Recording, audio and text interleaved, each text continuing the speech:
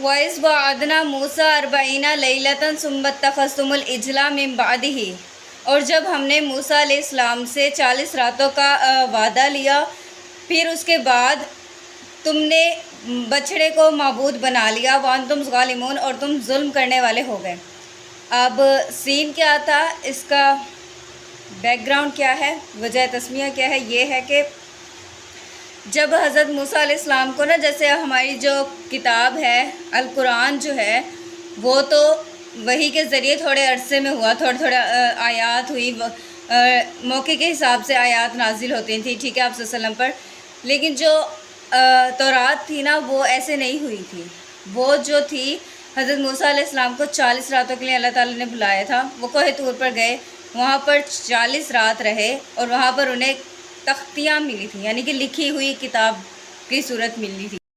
ابھی جیسے ہم نے لاسٹ ٹائم پڑھا تھا کہ فرعون سے نجات دی، اسے غرق کر دیا، تم لوگوں کو بچا لیا، تو اب یہاں جو بچے ہوئے بنی اسرائیل کے لوگ تھے وہ تھے حضرت موسیٰ علیہ السلام تھے، اور حضرت موسیٰ علیہ السلام جب 40 راتوں کے لیے گئے ابھی وہ اتنا بڑا منظر دیکھ کر آئے ہیں، فرعون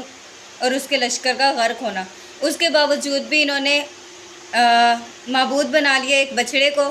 حضرت موسیٰ علیہ السلام کے جانے کے بعد۔ تو ہوا کیا تھا، ہوا یہ تھا کہ جب وہ جانے لگے حضرت موسیٰ علیہ السلام جیسے وہ گئے، تو انہوں نے ایک شخص تھا، ٹھیک ہے، اس کا آگے ذکر بھی آئے گا قرآن پاک میں، تب ہم ڈیٹیل سے بھی پڑھ لیں گے۔ تو اس نے مطلب اس نے کہا کہ میں نے ایک فرشتے کو دیکھا ہے، اور اس کا جو گھوڑا تھا اس کے جو پاؤں تھا وہ اس جگہ پر تھا زمین پہ،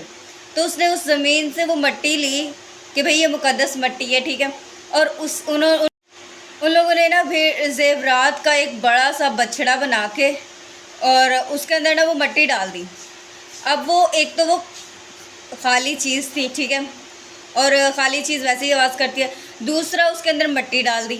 اس کے بعد جب اس میں مطلب پھونک مارتے تھے تو وہ اس میں عجیب و غریب آوازیں نکلتی تھی، اور پھر وہ کہتے تھے کہ یہی ہمارا رب ہے، یہ ہمیں آنسر کر رہا ہے، ہم پکارتے ہیں تو یہ ہمیں جواب دے رہا ہے، یہی وہ رب ہے جس کا موسیٰ علیہ السلام کہتے تھے۔ تو یہاں پہ وہی بات چل رہی ہے کہ جب ہم نے موسیٰ علیہ السلام سے 40 راتوں کا وعدہ لیا، ثم اتخذتم العجل من بعدہ، پھر اس کے بعد تم نے بچڑے کو معبود بنا لیا، وانتم ظالمون، اور تم ظلم کرنے والے ہو گئے۔ اس کے بعد بھی ثم عفونا عنکم من بعد ذالک، اس کے بعد ہم نے تمہیں معاف کر دیا۔ اللہ تعالیٰ اتنے رحمان اور رحیم ہے کہ دیکھیں، معبود بنا لیا، اس کے باوجود بھی، اس کے بعد بھی اللہ تعالیٰ نے انہیں معاف کر دیا۔ اور یہ معاف کرنے کی وجہ کیا تھی؟ وجہ یہ تھی لعلکم تشکرون، تاکہ تم شکر کرو اللہ تعالیٰ کا۔ اللہ تعالیٰ نے بنی اسرائیل کو اتنی نعمتیں دی تھی سب سے زیادہ، اور پھر بھی وہ ہر دفعہ ناشکری کرتے تھے، اور جس کی وجہ سے ان پر پھر عذاب ہوتا تھا۔ اللہ تعالیٰ ہمیں ان لوگوں سے بچائے۔ وَإِذْ آتَيْنَا مُوسَى الْكِتَابَ، اور ہم نے موسیٰ علیہ السلام کو کتاب دی، اور والفرقان، اور فرقان دیا، یعنی کہ حق اور باطل میں فرق کرنے والی کتاب۔ اور یہ کس لیے دیا؟ لعلکم تہتدون، تاکہ تم ہدایت پا سکو، تاکہ تمہیں راستہ مل جائے، تمہیں پتہ چل جائے صحیح کیا ہے، غلط کیا ہے۔ وَإِذْ قَالَ مُوسَىٰ لِقَوْمِهِ يَا قَوْمِ إِنَّكُمْ ظَلَمْتُمْ أَنفُسَكُمْ بِاتِّخَاذِكُمُ الْعِجْلَ۔ اچھا، اب جب حضرت موسیٰ علیہ السلام تو چلے گئے تھے ان کے پیچھے سے انہوں نے معبود بنایا تھا، اب جب وہ واپس آئے تو انہیں بہت زیادہ غصہ آیا۔ حضرت موسیٰ علیہ السلام جب نبی بنے تھے مطلب نبوت آئی تھی حضرت موسیٰ علیہ السلام پر، تو اسی ٹائم پہ حضرت ہارون علیہ السلام بھی نبی بنے تھے، ٹھیک ہے، تو وہ جو تھے حضرت موسیٰ علیہ السلام، جیسے آپ لوگوں نے پڑھا بھی ہوگا، مزید میں بھی ابھی اس بارے میں بھی ہم پڑھیں گے انشاءاللہ، کہ حضرت موسیٰ علیہ السلام جو تھے ان کی پرورش فرعون کے ہی گھر میں ہوئی تھی، ٹھیک ہے، جیسے ہم نے پیچھے پڑھا کہ وہ ظلم کرتا تھا، تمہارے بچوں کو مار دیتا تھا اور بچیوں کو زندہ چھوڑ دیتا تھا، تو جو انہوں نے پھر کہا تھا کہ 1 سال بچے زندہ رہیں گے، 1 سال مریں گے، تو حضرت موسیٰ علیہ السلام جو تھے اس سال پیدا ہوئے تھے جس سال بچوں کو قتل کیا جانا تھا۔ تو حضرت موسیٰ علیہ السلام کی والدہ نے انہیں ایک صندوق میں ڈال کے اور سمندر میں بہا دیا تھا، ٹھیک ہے، اور ان کی جو بہن تھی انہیں ساتھ ساتھ بھیج دیا تھا کہ دیکھو یہ صندوق کہاں سے جاتا ہے اور کہاں جا کے رکتا ہے۔ تو وہ جو صندوق تھا نا پانی میں جو چل رہا تھا، تیر رہا تھا، وہ صندوق جو تھا، وہ جو دریا تھا نا، وہ فرعون کے گھر کے بیچ میں سے گزرتا تھا، محل میں سے گزرتا تھا. اور وہ جب اس کے محل میں سے گزرنے لگا تو جو فرعون کی بیوی تھی انہوں نے وہ صندوق اٹھا لیا اور اس میں دیکھا کہ بھئی اس میں تو اتنا خوبصورت سا بچہ ہے. ایک تو وہ بچہ اور اوپر سے وہ نبی، اور وہ اتنے خوبصورت سے بہت زیادہ کہ وہ مطلب امپریس ہو گئی بہت زیادہ. انہوں نے کہا کہ میں تو اس کو پالوں گی. تو فرعون نے کہا کہ بھئی نہیں ہو سکتا ہے یہی وہ بچہ ہو جو میرا تخت الٹ دے، تو ایسا نہیں ہو سکتا. پھر ان کی بیوی نے انہیں سمجھایا خیر کہ جب یہ ہمارے گھر میں ہی پلے گا، ہم ہی اس کی پرورش کریں گے، تو وہ ایسا کیوں کرے گا. تو اس طرح سے وہ اس کے گھر میں رہنے لگے حضرت موسیٰ علیہ السلام. پھر نا کچھ ٹائم بعد جب وہ چھوٹے ہی تھے تو وہ کھیل رہے تھے، کھیلتے کھیلتے نا حضرت موسیٰ علیہ السلام نے فرعون کی داڑھی پکڑ لی. اور اس ٹائم پہ نا داڑھی پکڑنا ایسے مطلب کہ جیسے بے عزتی والا سمجھا جاتا تھا کہ اس نے میری بے عزتی کی ہے، حالانکہ وہ تو بچے تھے. تو پھر جب انہوں نے یہ دیکھا نا تو انہوں نے اپنا دربار جمع کر لیا، لوگوں کو بلا لیا، پوچھا کہ بھئی یہ کیا سلسلہ ہے، اب میں کیا کروں. انہوں نے کہا کہ نا آپ نا اس بچے کا ٹیسٹ لیں.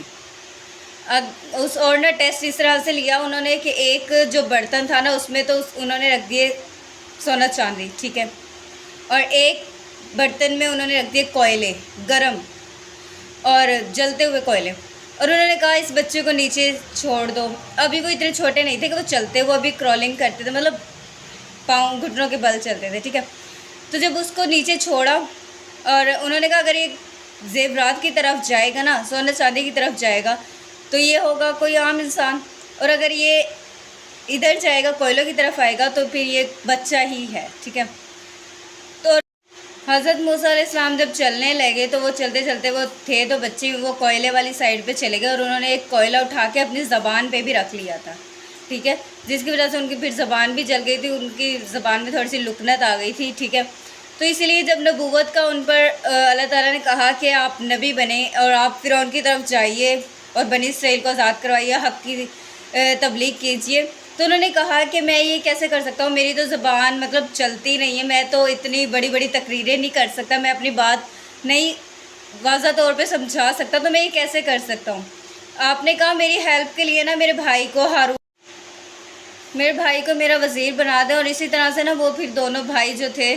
وہ ایٹ اے ٹائم نبی بن گئے تھے. تو اب جب حضرت موسیٰ علیہ السلام 40 راتوں کے لیے گئے تھے نا تو حضرت ہارون تو تھے،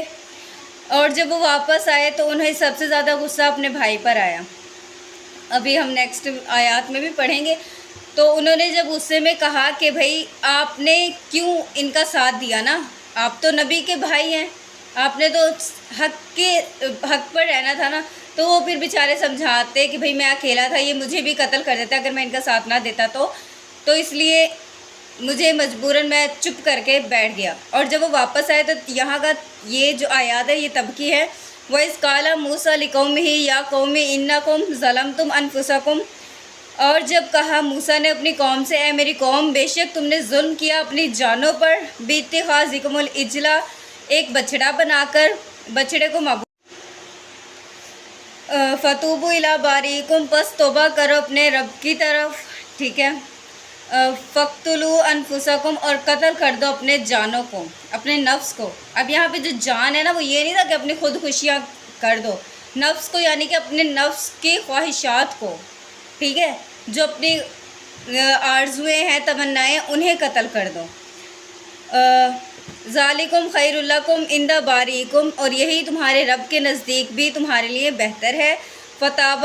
علیکم پس وہ توبہ قبول کرے گا تمہاری، انہ هو التواب الرحیم اور بے شک وہی توبہ قبول کرنے والا اور رحم کرنے والا ہے. جزاک اللہ الخیر.